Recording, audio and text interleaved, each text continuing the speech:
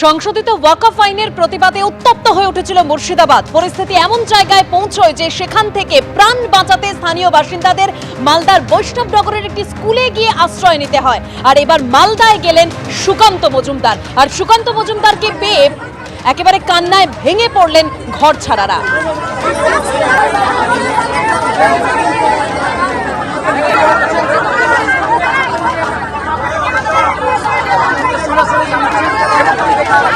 এখানে অনেক মানুষ রয়েছেন যারা শান্তির ঘর থেকে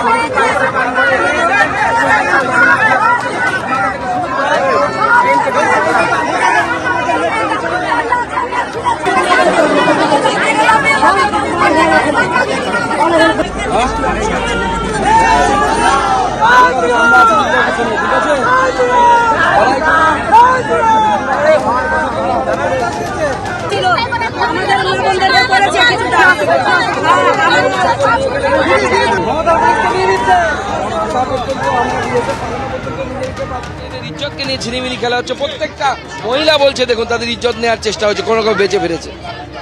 কজনের সাথে কি হয়েছে আমরা জানি না, কিন্তু এটা তো কোর্টে গেলে সেটা তো আইনি ব্যাপার, বিষয়, সময় সাপেক্ষ। তাহলে এরা কতদিন এভাবে থাকবে, কিভাবে থাকবে? দেখুন আমি প্রশাসনকে অনুরোধ করব, যেহেতু ল অ্যান্ড অর্ডার রাজ্যের, প্রশাসনকে অনুরোধ করব যতদিন না পর্যন্ত ওখানে এদের সুরক্ষা কনফার্ম হচ্ছে, যতক্ষণ না পর্যন্ত এদের সুরক্ষার গ্যারান্টি রাজ্য সরকার দিতে পারছে, ততক্ষণ পর্যন্ত এদেরকে জোর করে ওখানে পাঠাবেন না। আপনারা সুরক্ষা দিন, তারপর নিজেদের বাড়িতে ফিরে যাবে, তারা কাজকর্ম করে ওখানে খাবে দাবে, কিন্তু সুরক্ষিত অবস্থায়। একদম প্রথম দিন থেকে বিধায়কের স্বামী, বিডিও এবং আইসি এরা মিলে প্রচেষ্টা চালাচ্ছে এই ক্যাম্পটা যেন উঠে যায়। কারণ রাজ্যের মান সম্মান বাঁচাতে হবে। দাদারা কিসের মান সম্মান তোমার রাজ্যে?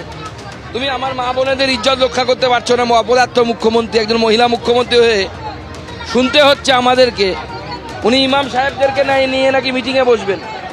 আমি তো অনুরোধ করবো ওই মিটিংয়ে এই মহিলাদেরকে নিয়ে যাওয়ার জন্য, এবং আমি বলবো এই মহিলাদেরকে চলুন কলকাতাতে সেই ইমাম সাহেবদের বৈঠকে মুখ্যমন্ত্রী যেতে বসবেন, গিয়ে এরা নিজেদের অভিজ্ঞতা বলবে মুখ্যমন্ত্রীর কাছে। আমি অনুরোধ জানাবো এদেরকে, চলুন। বাংলাদেশ থেকে যারা উদ্বাস্তু হয়ে আসে, এরা নিজেদের দেশে, নিজের রাজ্যে, নিজের দেশে উদ্বাস্তু, নিজের রাজ্যে উদ্বাস্তু, নিজের এই প্রশ্নের উত্তর মুখ্যমন্ত্রীর দেওয়ার কথা। মুখ্যমন্ত্রী তো জবাবদিহি করতে হবে পশ্চিমবঙ্গের মানুষকে। তো মুখ্যমন্ত্রী এমন জায়গায় রাজ্যটাকে পৌঁছে দিয়েছেন, বাংলাদেশে পরিণত করে দিয়েছেন। বাংলাদেশের সাথে এই রাজ্য এখন এই মুর্শিদাবাদ এবং মালদার বেশ কিছু অংশ, এবং আমি বলছি আমার কাছে রিপোর্ট আছে 18 তারিখ 17 তারিখ আরও ভয়ঙ্কর পরিস্থিতি এরা তৈরি করতে চলেছে। এই রাজ্য সরকারের আশকারায় এই ভয়ঙ্কর পরিস্থিতি তৈরি হতে যাচ্ছে। তদন্ত হওয়া উচিত, থাকলে আমি অন্তত পক্ষে অবাক হব না। বাংলাদেশের বিভিন্ন জমি আমরা জেলায় এর বিরুদ্ধে রাস্তায় নামবো, আমরা কোর্টে যাব। মানে একদিকে গণতান্ত্রিক পদ্ধতিতে লড়বো, আর একদিকে আমরা কোর্টে গিয়ে আইনি পথে লড়বো। আমি আজকেই রাত্রিবেলা এখান থেকে ফিরে গিয়ে সন্ধ্যেবেলা আমি মোথাবাড়ি থেকে ফিরে আসার পর মাননীয় গৃহমন্ত্রী অমিত শাহজিকে পুরো আমি যা দেখলাম পুরো বিষয়টা বলবো, এবং আমি বিরোধী দলনেতার সাথে আজকে বিষয়টি নিয়ে আলোচনা করব। কোর্টে গিয়ে আগামী দিনে যেন আরও বেশ কিছুদিন কেন্দ্রীয় বাহিনী এখানে রাখা যায় মুর্শিদাবাদে উপদ্রুত অঞ্চলে, তার জন্য আমরা কোর্টের কাছে আপিল জানাবো। কেন্দ্রীয় বাহিনীকে সঠিকভাবে ইউজ করা হচ্ছে না, সেই জন্য আমি এরপরে কোর্টের কাছে আমরা বিজেপির তরফ থেকে আমরা আবেদন জানাবো কোর্টকে, যে কেন্দ্রীয় বাহিনীকে এসপির আওতার বাইরে, অর্থাৎ রাজ্য প্রশাসনের বাইরে নিয়ে এসে যেন কাজ করতে দেওয়া হয়।